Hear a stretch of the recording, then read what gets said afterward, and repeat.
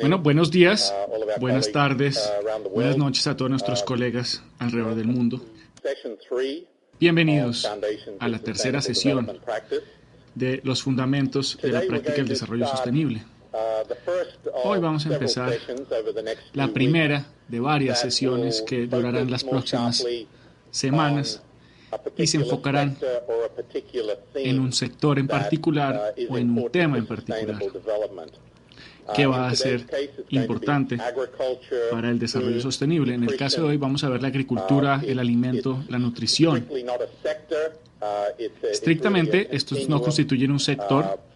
De verdad, es un continuo en donde se encuentran varios sectores. Y es importante, considerando la naturaleza de nuestros programas respectivos, las maestrías en práctica del desarrollo, que a lo largo de este proceso deberíamos estar pensando en los vínculos intersectoriales que existen entre la agricultura, el alimento, la nutrición, la salud, la infraestructura, la educación, el desarrollo de negocios y demás. Todos ustedes, espero que hayan leído los trabajos que estaban en la página web para darles una introducción a este tema. Claro, me imagino que lo leyeron al menos 2 veces, pero mi punto es que no voy a repasar lo que había en las lecturas, simplemente voy a suponer que conocen el material, y lo que quiero hacer hoy es enfocarme sobre un tema muy importante que tiene que ver con estas áreas, y es la crisis global alimentaria, que en verdad es la manifestación de muchos problemas de el desarrollo sostenible que están afectando a nuestro planeta hoy. Y de hecho, si no enfrentamos la crisis alimentaria, esta se volverá una amenaza al desarrollo sostenible. Hace unos años, 5 o 10 años, la agricultura y el alimento no hubieran sido tema de un curso sobre el desarrollo sostenible, pero hoy está al frente y al centro con respecto a este tema. Ahora, si nos referimos a esta como una crisis, debemos pensar que es la fase actual de una crisis en curso, y ese va a ser uno de los temas subyacentes de mi charla esta mañana. Vemos mucho en la prensa sobre la nueva crisis alimentaria, pero deberíamos reflexionar en términos históricos en dónde estamos en términos de disponibilidad de alimentos. Entonces vamos a la primera diapositiva. Los medios, la prensa en este momento está hablando sobre el cultivo de maíz en los Estados Unidos.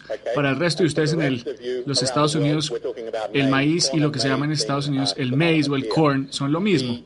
La producción de maíz en los Estados Unidos este año bajó 13%. Los estimativos actuales es que va a bajar el 1% con respecto al 2011. Esto es importante porque los Estados Unidos es el productor y el exportador más grande del mundo. El maíz en este país va en la producción de biocombustibles, de ganado y muchos otros productos alimenticios. Entonces no es solo el maíz que se está viendo afectado, también la soya, que también es un insumo muy importante a los sistemas de ganado alrededor del mundo. Los países como China dependen mucho de las importaciones de soya y de maíz y otros productos para sus industrias de ganado. Entonces, tener una sequía en los Estados Unidos está teniendo un efecto grande no solo en este país, sino uno aún más grande en otros países alrededor del mundo. Y eso sería ya en sí algo muy malo si no fuera porque la producción de trigo, que es otro de los grandes 3 cereales, siendo maíz, trigo y arroz. La producción de trigo también ha bajado en los países que se consideran los grandes exportadores de trigo. Por ejemplo, Rusia, Kazajstán y Ucrania, todos han bajado por 29%, 47% y 37% respectivamente. Entonces, al mismo tiempo que vemos esta caída en la producción de maíz, tenemos una caída en la producción de trigo. Y ambos están afectando los precios internacionales de estos commodities y está trayendo al frente mucho interés sobre la agricultura. Mucha gente se pregunta qué está pasando con nuestros sistemas alimentarios. Hay gente como el IFPRI, el Instituto Internacional de Investigación sobre Políticas Alimentarias, que están haciendo el argumento de que estamos a punto de enfrentar una gran crisis alimentaria. Gente como Lester Brown, que ha dicho que la crisis es aún mayor a lo que creemos, que nos estamos volviendo complacientes, porque hemos tenido 3 grandes alzas en los precios de los alimentos en los últimos 5 años, empezando en el 2008, en el 2011 y ahora en el 2012.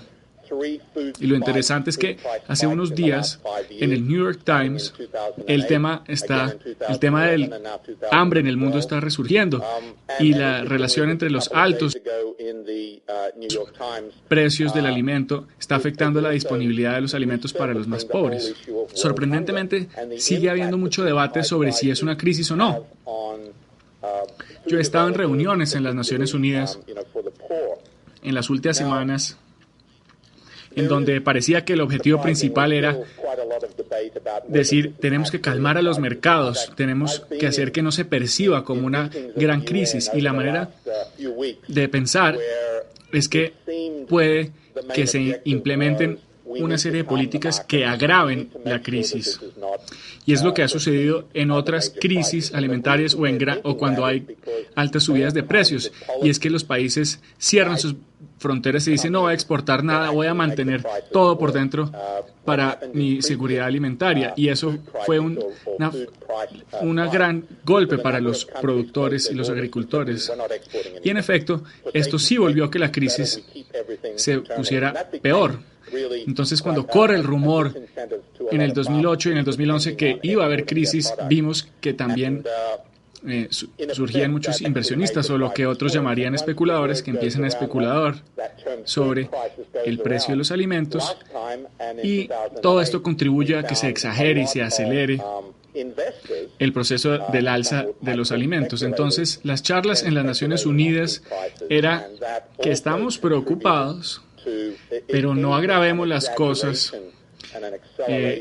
haciendo argumentos y declaraciones de que estamos en crisis.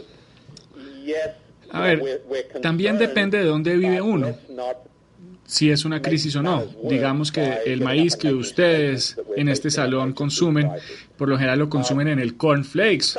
Entonces, el componente de maíz puede que ustedes consumen solo haya subido en un par de porcentajes. Pero si ustedes consumen trigo y maíz como la base de su alimento y gastan el 80% de sus ingresos ahí, pues te va a reventar tu presupuesto y vas a tener grandes problemas. Y también depende de tu nivel de ingresos para ver si puedes absorber estas subidas en los precios. Pero básicamente es un recordatorio de que 1.000 millones de personas en este planeta sufre de hambre. 1 de cada 7 básicamente no tiene suficiente alimento día tras día. Eso es en términos energéticos, pero también por cualquier índice estamos hablando de 1 en 7. Entonces yo he hecho el argumento, incluso en estas mesas de las Naciones Unidas, que estamos en una crisis, que es una crisis en curso y que la estamos agravando con estas alzas en los precios de los alimentos. Imagínense ustedes que tienen un presupuesto muy limitado y tienen la fortuna de tener empleo y la mayoría de este presupuesto se te está yendo en los requerimientos de alimento básico. ¿Qué sucede si los precios de los alimentos suben 30, 40, 50% o incluso se doblan como pasó en el 2008? Sucede que te revienta el presupuesto y ¿qué haces? Cortas el consumo, bajas el consumo de alimentos de alto en nutrición como carne y vegetales y te quedas con lo más básico, lo cual tiene grandes impactos en tu salud y tu sustento y en la calidad de vida, básicamente. Entonces este es el reto. Uno de los trabajos que yo colgué en la página web tenía el título de algo así como el reto de alimentar 9.000 millones de personas. Y fue un trabajo importante porque resumía cuáles son los temas claves que vamos a tener que enfrentar en el 2050.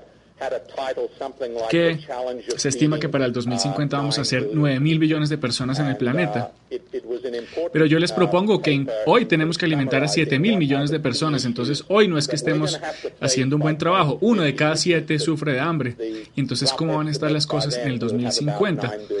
Y los estimativos dicen que vamos a necesitar de 70 a 100% más de alimento.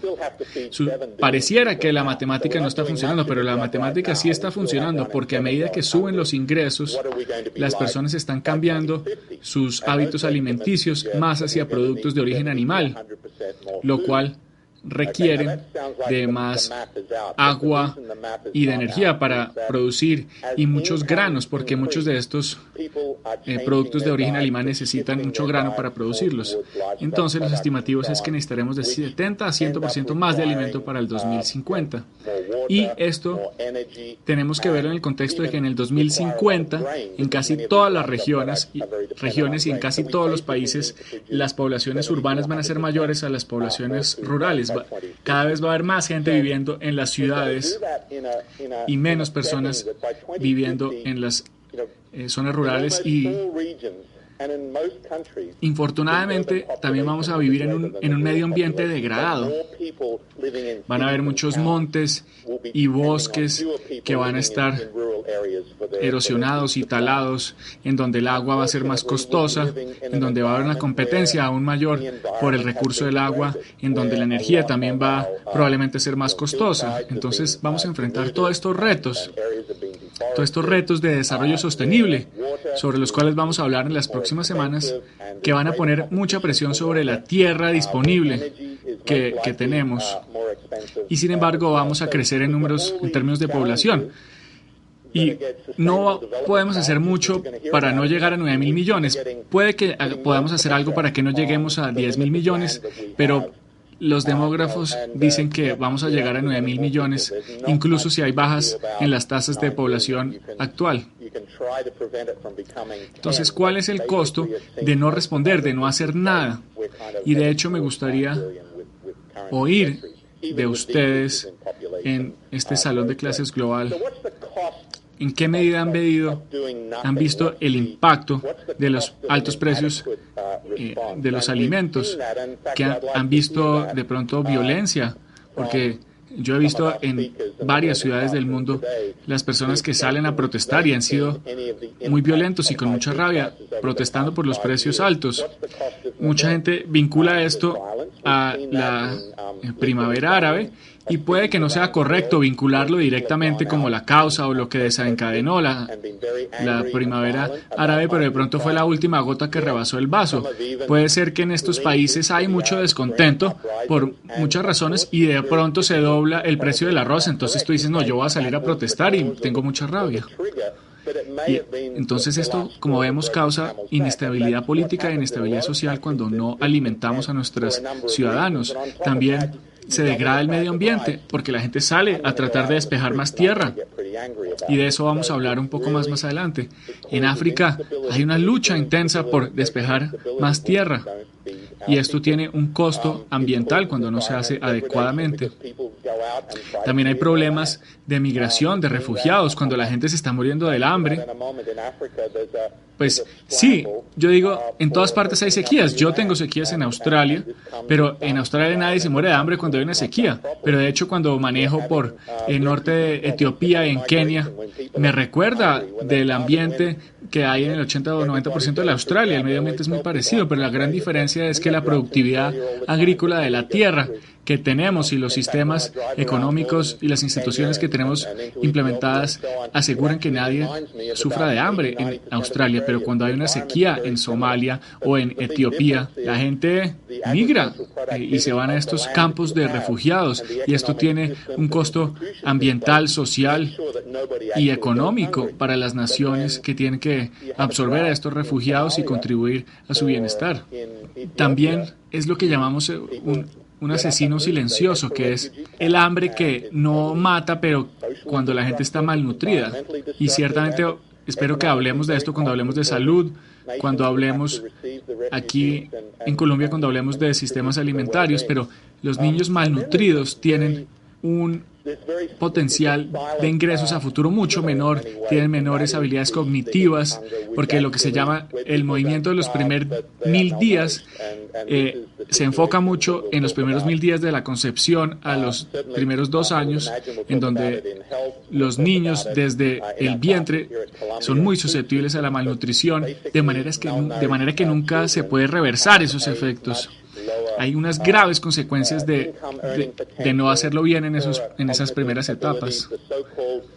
Entonces, quiero que retrocedamos en el tiempo a 1798, porque hace 200 años, Thomas Malthus, quien era un estudioso británico, un hombre religioso, él fue el primero que desarrolló la idea de que la población nos va a sobrepasar las capacidades de este planeta.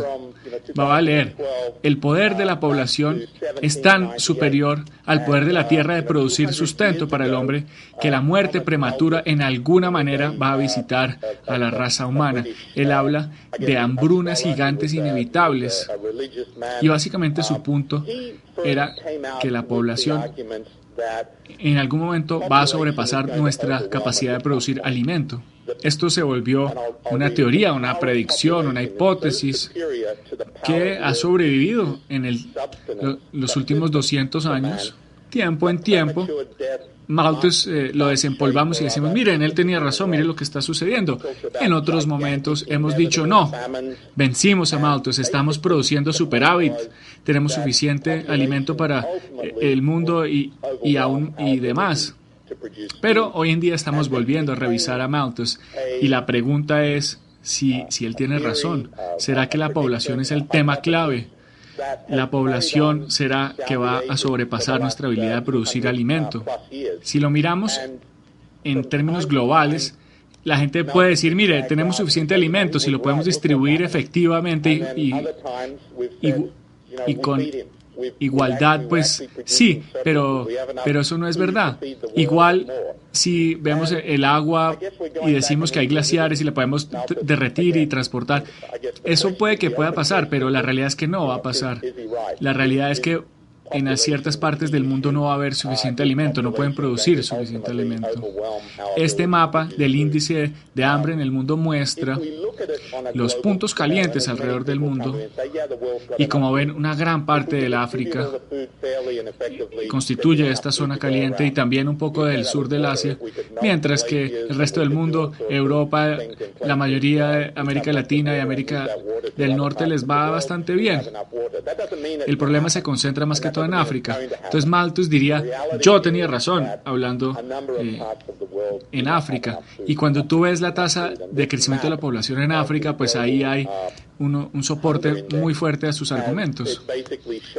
Entonces, en épocas en donde dijimos que Malthus estaba equivocado fue en épocas como la de la Revolución Verde en Asia.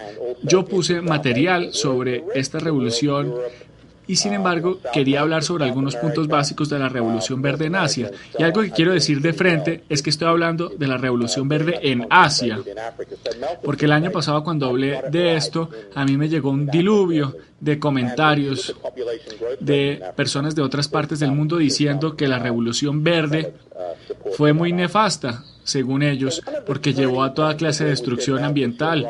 Particularmente nuestros amigos en Brasil han resaltado los efectos negativos que sufrió el desarrollo agrícola en la selva del Amazonas, pero yo no estoy hablando de eso, yo estoy hablando de la Revolución Verde solo en Asia, que fue la revolución que voy a describir en un momento, en donde se incrementó la productividad agrícola en Asia. Hasta 1950 o por esa época, la productividad y las mejoras en la productividad sucedían cuando se despejaba tierra, simplemente talabas árboles y sembrabas más arroz o más maíz o más trigo, lo que quisieras producir.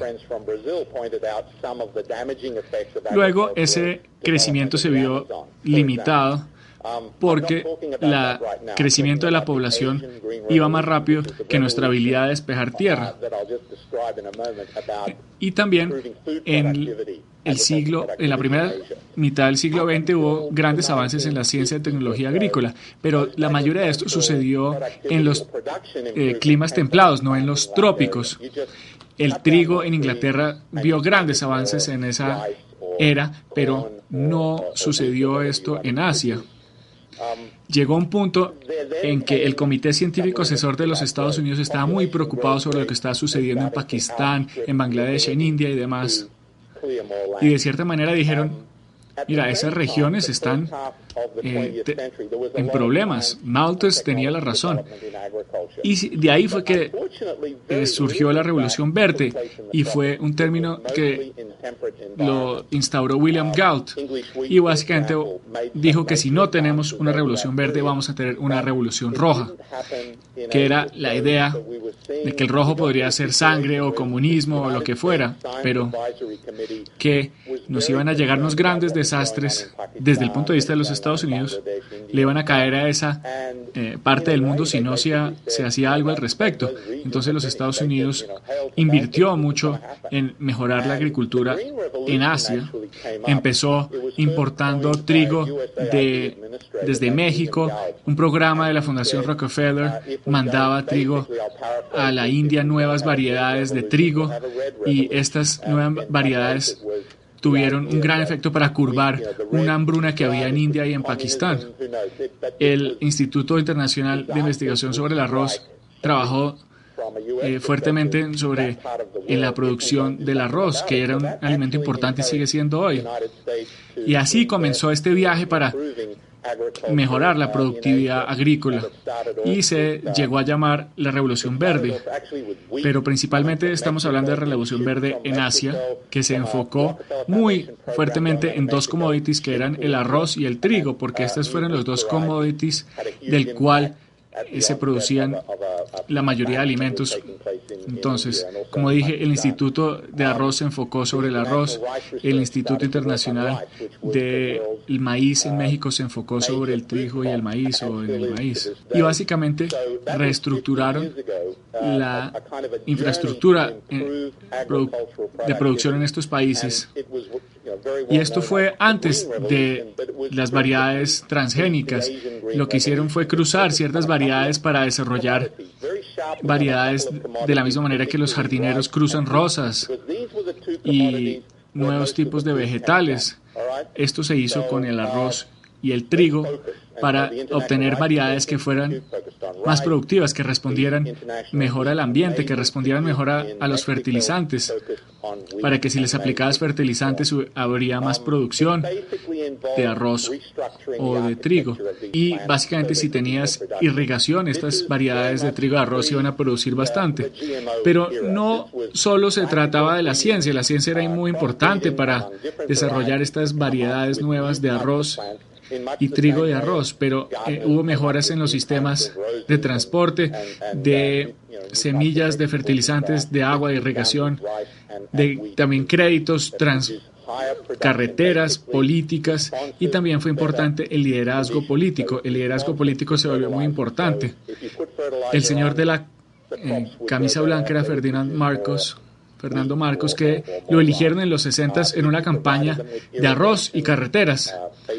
En esa época tú hablabas del arroz en tu campaña política porque era de lo más importante en esa época, y decías básicamente que ibas a mejorar las carreteras y la producción del arroz. No voy a hablar más de la carrera de él como político, pero en esos años de los 60s y los 70s estas políticas tuvieron un gran impacto sobre la producción agrícola en esos países. Entonces, lo que sucedió a raíz de la Revolución Verde fue que los cereales como el arroz, el trigo y el maíz se doblaron. Desde 1970 a 1995 se produjo el doble de estos tres cereales, mientras que la población solo creció en un 60%. Entonces la ecuación se invirtió. Como resultado de la revolución había más comida por persona.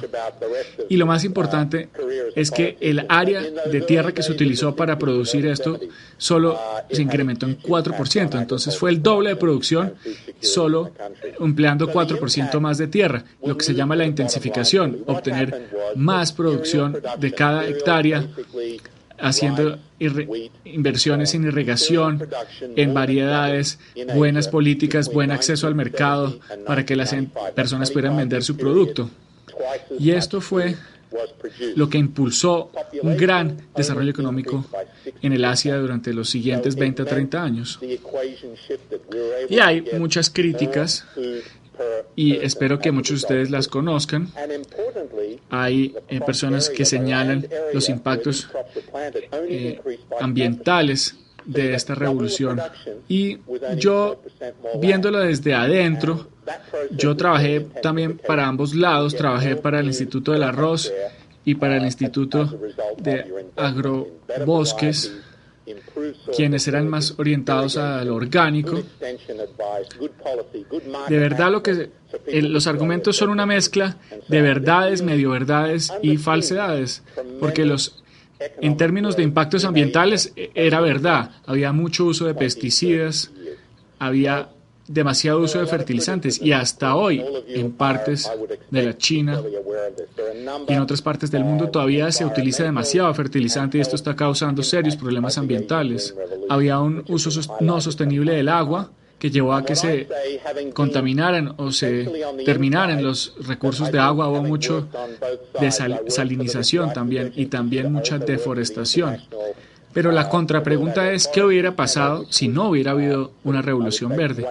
Y uno de los artículos, como el de Peter Hensel, describen algunos de estas preguntas. Y como dije antes, el hecho de que hayamos podido doblar la producción en solo 25 años, y sin embargo solo requiriendo 4% más de tierra, en sí mismo eso se dice que salvó miles de hectáreas de bosque que no tuvimos que despejar. Hay también temas y problemas con la equidad. Si los pequeños agrícolas se beneficiaron, ¿quién se benefició? Los grandes agricultores, el consumidor se benefició. O sea, es una mezcla de verdades. Pero por lo general, las investigaciones en Asia han demostrado que el pequeño agricultor, o el que no poseía tierra, e incluso los consumidores urbanos se beneficiaron debido a la baja en los precios de los alimentos. Entonces, como dije antes, con un bajo ingreso, esto incluso podían obtener mayor alimentos, y esto fue un gran impacto. Sin embargo, hay ciertas espinas en la Revolución Verde, y es lo que se llama el enigma del Asia del Sur. Hoy no voy a entrar en detalle, pero porque se nos está acabando el tiempo y quiero tener tiempo para responder preguntas, pero el enigma del sur del Asia es una situación en donde, a pesar del gran crecimiento económico en el sur del Asia, a pesar de la Revolución Verde, en donde vimos que se dobló la producción de alimentos, a pesar de esto, la malnutrición no bajó. Ha bajado, pero a una tasa muy, muy lenta, al punto que la malnutrición en la India hoy en día es mucho más alta que lo que está en los países africanos, a pesar del crecimiento económico. Y esto tiene que ver con la inequidad en términos del acceso que tienen las personas al alimento. El acceso al alimento es importante. No solo se puede hablar de la productividad. El acceso tiene que ver con factores sociales y culturales, factores de la comunidad, del hogar, y esto es un dilema. Muchas personas se están tratando de entender, y nadie menos que el gobierno de India está tratando muy duro de solucionar este problema, porque es un tema político, porque ese 48% de las personas que están malnutridas, ellas votan y tienen mucha rabia. Entonces, en definitiva, ¿qué podemos decir? La Revolución Verde en Asia trajo más alimentos a la mesa, a los platos de comida de las personas. La productividad mejoró mucho, los precios bajaron, pero bajaron solo hasta el 2008, donde el sistema sufrió un shock, ¿no? Surgió el tema de los biocombustibles, hubo temas como el Niño u otros temas de cambio climático que surgieron. También ciertos cultivos fallaron en momentos críticos. Y también vimos la mercantilización de productos agrícolas todo esto se juntó y resultó en esta gran subida de los precios. Y ahí fue cuando nos dimos cuenta de lo frágil que es la seguridad alimentaria global.